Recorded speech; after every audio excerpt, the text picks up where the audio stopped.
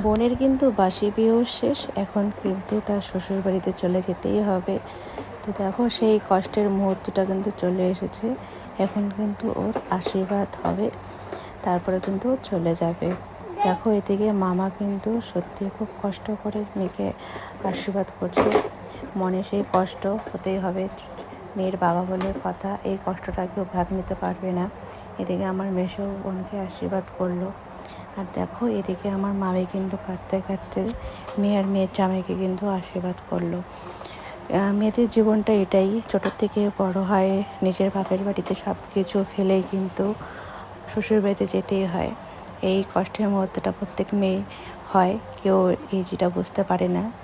দেখো এখন লাস্ট কিন্তু যে চাল ছিটাতে হয় সেটাই কিন্তু হচ্ছে যে এখন সেটাই দিচ্ছে। মামি তো খাচ্ছে পুরো,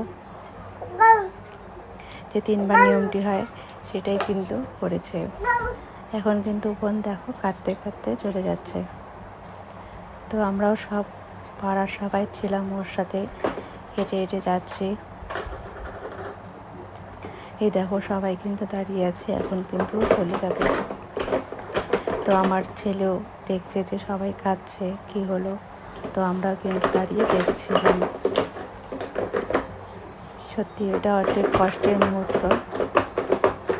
লাস্টে কিন্তু দেখো ভাই আর বোন খাচ্ছে।